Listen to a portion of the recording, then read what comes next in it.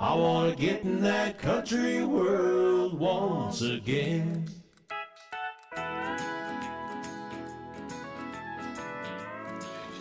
Morning, Emmet. Good morning, Addie. We're just getting ourselves all snugged up Just here. getting ourselves all situated. You know, because we got some time to spend with you. It is so nice to see y'all. It is. It's kind of nice to see people, and it's nice to see you, see people in general. It is nice to see people again. I've been missing socializing. It's been good. You know, I know that we're not out of it yet, and I don't think that we ever will be, but because there's just going to be something else. The thing is, for years before all this, and by all this I mean the pandemic, for anybody who's been asleep for the last 2 years, like Rip Van Winkle, before all this, I was watching a lot of documentaries and reading a lot of stuff about, you know, there's going to be cataclysmic events, and we're looking at the supervolcano, we're looking at the asteroid collapse, we're looking at the pandemic, we're looking at this, we're looking at that, and the various things, like, they're gonna happen. What? It's just a what about question that of giant when. ball of gas under the sea? Yeah, like there's so many things that are eventually going to happen that's going to devastate life on this planet. Yeah. And we know they're going to happen. We just don't know when they're going to happen. Unless, like in the Julian May books, we get alien intervention I'm not counting on that that. comes and saves us from ourselves. I'm not counting on it either because, Can you imagine any I think they're alien- just sitting up there going, they're just too plumb foolish. Well, can you imagine any alien, you know, taking our transmissions, although we aren't actually broadcasting as much into the airwaves as we used to, it's all on cable, but any alien looking at our news media and our divisive populations and would look at us and say, yeah, they're worth investing a lot of time and energy into a saving. Well, I hope so because I think Well, it'd be nice for us. there's some... Yes, sir. It'd be real nice for us. I could use a little. I think there's some inherent goodness in most people, but not all people. Yeah, but can you see it from a big picture perspective, looking down at the stuff we put on the airwaves? Would you believe that? Well, that makes me think of the Nancy Griffith song. Actually, I think she covered that. I think that was Nina Gold. I don't remember the first name, and I apologize. But the last name of the songwriter was Gold. But Nancy Griffith covered it, and it was called From a Distance. And then later, I think Bette Midler covered it. But it talks about how, from a distance, you know, the world looks blue and green, and everything looks... We're just one little ball, one little marble, and everything's all right. So maybe they just think we're a pretty little marble, and they don't want to see it get blown up. Well, that'd be nice, but... I mean, just thinking about our stories also, you want to get past the news, you want to look at all of our fiction. If they aren't, you know, let's go full Galaxy Quest here. If they have a hard time determining between our truth and our fiction, everything we put out there is full of murder, betrayal, heartbreak, sorrow. I mean, we eat trauma literally for lunch. I mean, that's our entertainment. I think any alien species looking down at us and looking at the stuff that we produce would just think that we are just one whole hot mess. And it's like, you know, you walk into a bar maybe and you see somebody across from you like, hey, let's look pretty attractive, and then like from second one to like hour one, there's like 58 red flags that go up in a row, and you're like, you know, okay, hold the phone. I don't care how pretty that blue and green marble is.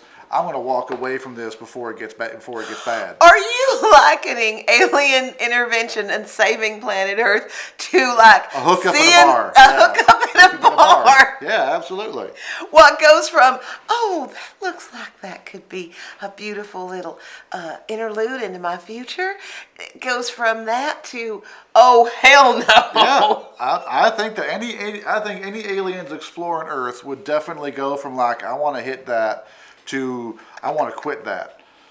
Absolutely. I definitely think that. I like how you've just condensed it down from hit it to quit it. Hit it to quit it. Yep. That is what I believe how aliens would view the human race after a very short period of time. Oh, I hope not. I think if we're lucky, they don't go full Ultron on our asses.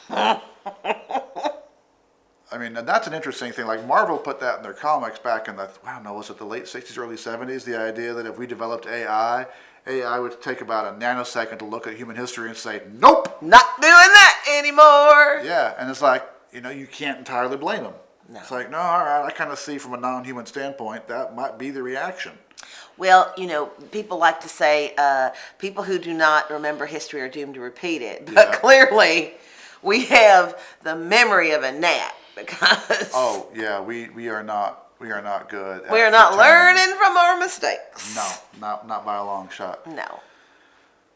And that's a sad thing. I mean, I'd like to think that we as a species learn from our mistakes and grow and change, but I don't know.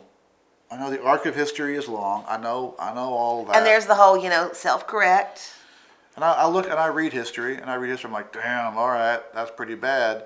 At least we're not like that anymore. And then I hear about something going on somewhere else in the world. I'm like, well, it is that bad somewhere else. Somewhere else. That's the thing. It's not like we stopped having those things happen.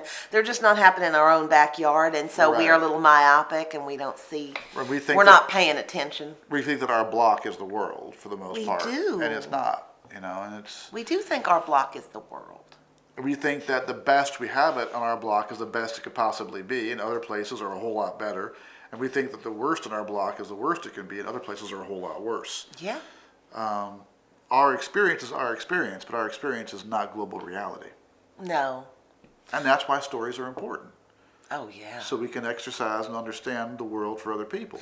Well, there was a philosopher at Stanford University who's passed on, Richard Rorty, God rest his soul. Again, you know everyone's name. It's so good. Oh, well, thank you. That's so nice of I'm you to say. impressed by it. And he was a bit of a firebrand. This is my understanding, and if I have any of this wrong, which is highly likely, my apologies. But my understanding is Mr. Rorty used to rile up the philosophy department a little bit because he'd say, folks learn a hell of a lot more about philosophy by reading all the great works of literature than they would sitting in one of our classrooms, because through stories, you kind of get to walk in other people's shoes. Yeah, basically fiction is philosophy put into a concrete form. That you can enjoy. Yeah. How do these highfalutin concepts play out in real life? Yeah. And that's a thing. Yep. Read a book. I'm sorry, that was overly aggressive, wasn't it? Read a book. So bring me the country sound when the sun goes down.